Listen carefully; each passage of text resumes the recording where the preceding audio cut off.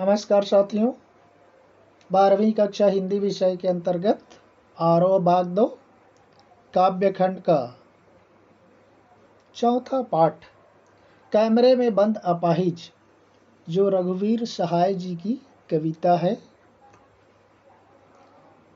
इसके संबंध में हम लोग भावार्थ के तौर पर पहले वीडियो में कवि परिचय के साथ साथ फर्स्ट पैरा हम लोग चर्चा किए हैं। अभी यहाँ पर उस पहले पैरे के 2-3 लाइन बचा हुआ था, उससे आगे इस वीडियो में चर्चा करेंगे। तो आइए चलते हैं कविता के पंक्तियों की ओर। हाँ, तो बताइए आपका दुख क्या है, जल्दी बताइए। वह दुख बताइए, बता नहीं पाएगा।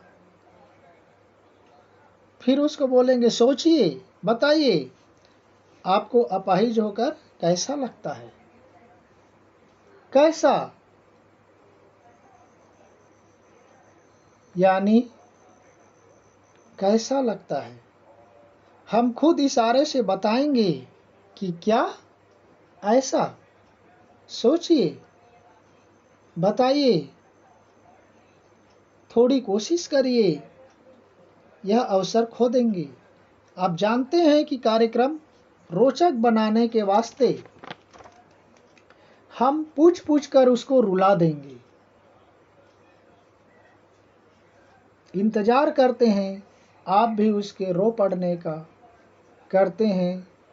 यह प्रश्न पूछा नहीं जाएगा। फिर हम पर्दे पर दिखलाएंगे फूली हुई आंख की एक बड़ी तस्वीर,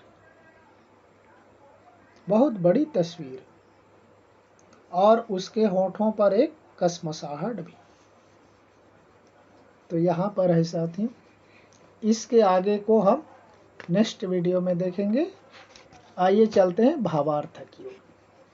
पिछले में हमने देखा कि वह दूरदर्शन कार्यक्रम का संचालक उस अपाहिज व्यक्ति से, उस विकलांग व्यक्ति से, दिव्यांग व्यक्ति से बार बार उसके अपाहिज होने का कारण पूछता है। अपाहिज होने के कारणों को लोगों को बताने के लिए मजबूर करता है। हम प्रेरित करता नहीं कहेंगे, मजबूर करता है। और फिर उसके उस दिव्यांग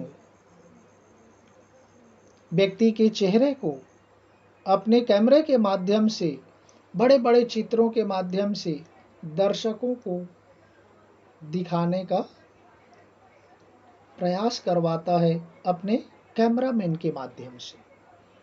तो वह कहता है, हाँ तो बताइए आपका दुख क्या है। फिर से प्रश्न करता है वह कार्यक्रम का संचालक, हाँ तो बताइए आपका दुख क्या है, आपका कष्ट क्या है, आपकी पीड़ा क्या है, जल्दी बताइए। उसको जल्दी उसका उत्तर जानना चाहते, जल्दी बताइए, वह दुख बताइए। लेकिन वह विकलांग, वह अपाहिज, वह दिव्यांग अपना दुख दर्द बता नहीं पाएगा। फिर वो बोलेंगे सोचिए, बताइए। वह फिर से बोलने लगते कि सोचिए, सोचकर बताइए कि आपको कैसा लगता है, आपको अपाहिज होकर कैसा लगता है, आप कैसा महसूस करते, आप अपाहिज होकर के, दिव्यांग होकर के कैसा लगता है। कैसा यानी कैसा आप अनुभव करते, कैसा एहसास करते। हम खुद इशारे से बताएंगे कि क्या ऐसा। फिर वह कार्यक्रम का संचालक खुद एक इशारा करके बताएगा कि हाँ आप ऐसा महसूस करते।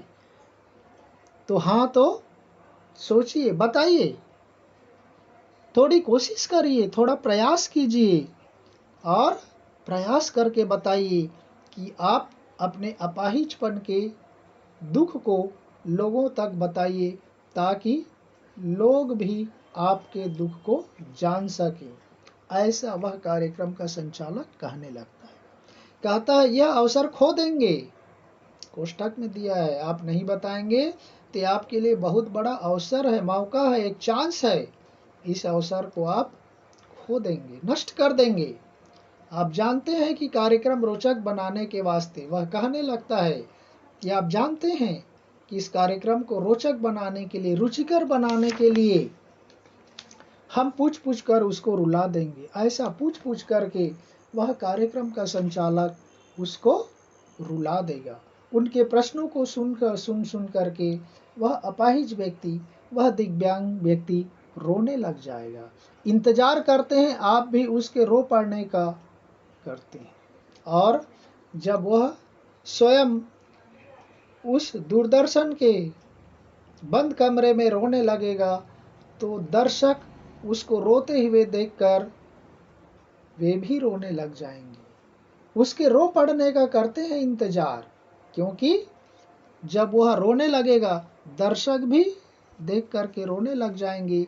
इससे उनका टीआरपी बढ़ जाएगा, उनका कार्यक्रम रोचक बन जाएगा, मनोरंजक बन जाएगा, आकर्षक बन जाएगा, और इस तरह से उस कार्यक्रम में उसका टीआरपी बढ़ जाएगा। टीआरपी ये संचार अभिव्यक्ति माध्यम का प्रश्न है। टीआरपी का मतलब होता है टेलीविजन रेटिंग पॉइंट। इसके माध्यम से वह बताया जाता है कि कौन सा कार्यक्रम, कौन सा सीरियल, कौन सा एंकर बहुत अच्छा है, बहुत प्रसिद्ध हुआ, लोकप्रिय हुआ। उसकी लोकप्रियता को इस टीआरपी के माध्यम से ही मापा जाता है। तो इसलिए कार्यक्रम के संचालक हैं वह उस दिव्यांग व्यक्ति से बार बार प्रश्न पूछकर उसको रुलाने का प्रयास करता है। यह प्रश्न पूछा नहीं जाएगा, पुस्तक में लिखा है यह प्रश्न पूछा नहीं जाएगा, लेकिन उससे पूछा जाता है। फिर हम पर्दे पर दिखलाएंगे। फिर वह कहने लगता है कि आप जब रोने लग जाएंगे तो आपको टीवी स्क्रीन पर, उस टीवी के पर्दे पर आपको दिखलाएंगे। आपके चेहरे पर आपकी फूली हुई आंख, सूजी हुई आंख जो सूज गई है रो रो करके, उसकी बड़ी बड़ी तस्वीर, बड़े बड़े चित्र, बहुत बड़ी तस्वीर उस टीवी के स्क्रीन पर लाइव प्रसारण के द्वारा उसको दिखाया जाएगा, और लोगों की भावनाओं का वह फायदा उठाएगा।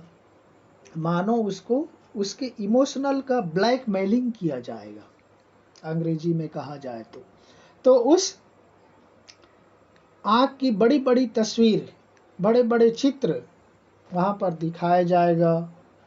उसके होठों पर एक कसमसाहट भी, उसके होठों पर एक कसमसाहट होगी। जैसे कोई व्यक्ति रोने लगता है तो रोता है तो उसके होठ में कंपन होने लगता है, कुछ बोल नहीं पाता वह, उसके होठ कांपने लग जाते हैं। ऐसे उस दिव्यांग व्यक्ति, उस अपाहिज व्यक्ति के होठ में कसमसाहट होगी, बेचैनी होगी। वह कुछ बोलने का प्रयास करेगा लेकिन बोल नहीं पाएगा, और वह आशा है आप उसे अपनी अपंगता की पीड़ा मानेंगे, और वह उसे उम्मीद करेगा कि आप इसको देखकर उस अपंग व्यक्ति की, उस अपाहिज व्यक्ति की पीड़ा मानेंगे और उसके दर्द को समझेंगे, उसके दर्द को समझने का प्रयास करेंगे। ऐसा वह दूरदर्शन कार्यक्रम का संचालक अपने इस दूरदर्शन कार्यक्रम के माध्यम से लोगों को बताने का प्रयास करेगा। तो इस तरह से साथियों हमने ये दूसरा पार्ट भी यहीं तक रखेंगे। इसका एक और तीसरा पार्ट है, इसके माध्यम से हम इस पाठ को पूर्ण करेंगे। तो इसको यहीं पर विराम देते हैं, मिलते हैं फिर किसी तीसरे पार्ट के साथ, तीसरे भाग के साथ। तो चलते हैं तीसरे भाग की ओर, इसको यहीं पर विराम देते हैं। धन्यवाद। जय हिंद।